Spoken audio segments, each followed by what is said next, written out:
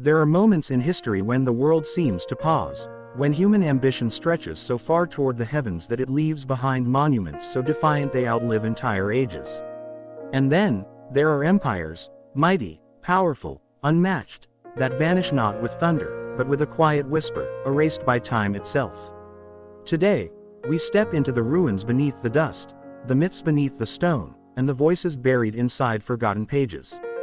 This is the story of civilizations where the heavens touched the earth, where humans reached upward and the sky seemed to reach back. Before pyramids, before armies, before the concept of kings, there was Sumer. 6,000 years ago, in the cradle of the Tigris and Euphrates, entire cities rose from barren plains like islands of human imagination. Uruk, Eridu, Lagash, names older than myth itself. Sumer was the birthplace of writing, law, and architecture. Their towering ziggurats touched the sky, massive structures rising from the desert, shimmering in the brutal sun. They believed these temples were cosmic bridges, connecting mortals to the divine. But no matter how high their towers rose, time rose higher.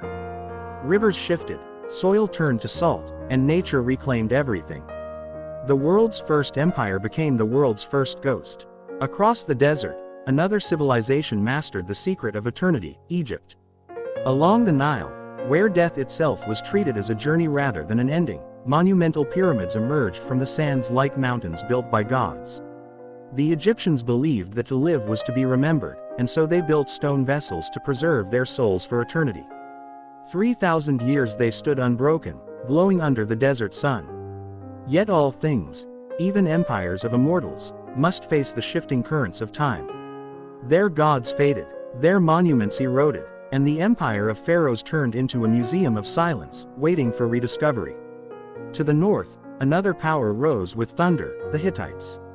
Warriors of iron, masters of the chariot, the first to wield weapons forged from the heart of fire. They challenged Egypt at Kadesh, a battle so colossal it echoed through millennia.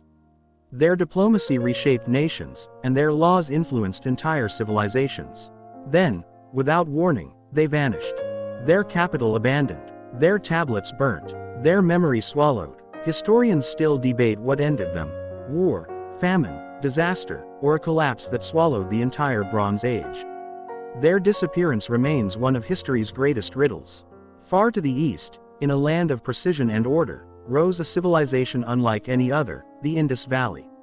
They had no kings, no war monuments, no palaces, no armies. Yet their cities were more advanced than any of their age. Streets aligned with mathematical accuracy. Drainage systems rivaling modern engineering. Giant baths, warehouses, and workshops that spoke of a society built on equality and structure rather than conquest. And then, silence. Their cities emptied. Their script vanished. Their culture dissolved into the earth. No one knows why. They left behind no conquerors, no legends, no tombs, only questions. In ancient China, where mist curled around mountains like silk, the Shang dynasty carved a kingdom defined by ritual and divination. Their rulers spoke to the heavens through oracle bones, reading cracks as messages from ancestors and gods. Their bronze craftsmanship was unmatched, their cities fortified, their worldview deep and spiritual.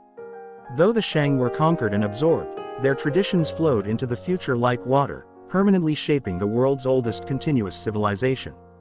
Across the ocean, hidden in the jungles of Central America, the Maya built cities that touched the clouds. Astronomers of unparalleled brilliance, they mapped the heavens with impossible accuracy. Their pyramids aligned with stars and solstices. Their calendar measured cycles longer than civilizations themselves. Yet their cities were abandoned, not overrun, not destroyed, simply left behind. The jungle swallowed them whole. How could a people who predicted eclipses centuries in advance not foresee their own decline? No single answer survives, only stone temples hidden beneath vines. In Southeast Asia, the Khmer Empire built Angkor, a city of water, stone, and spiritual devotion.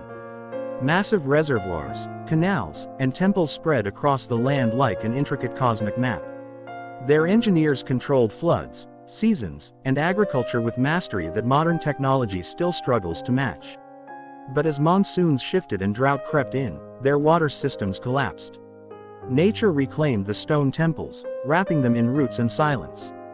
Angkor was not defeated by war, it was reclaimed by the earth. In the highlands of Africa, the Aksumite Empire rose as a trading powerhouse. Its people carved towering stelae out of solid rock, built mountain churches, minted coins, and controlled trade routes linking continents. Rome recognized Aksum as one of the world's great powers.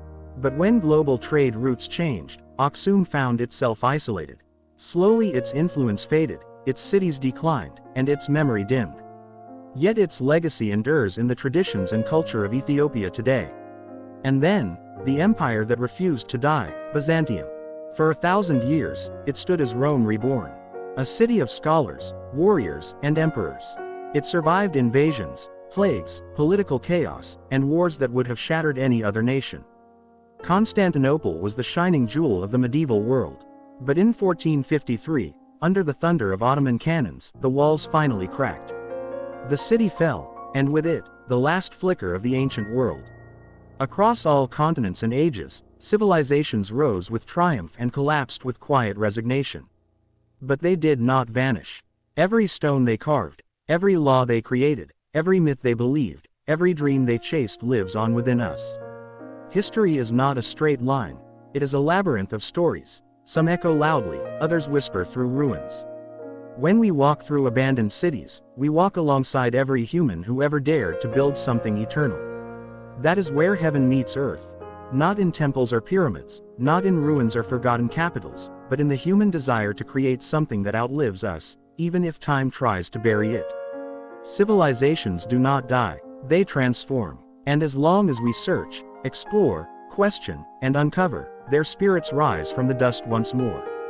This is the legacy of forgotten empires, the echoes of eternity, the timeless place where heaven meets earth.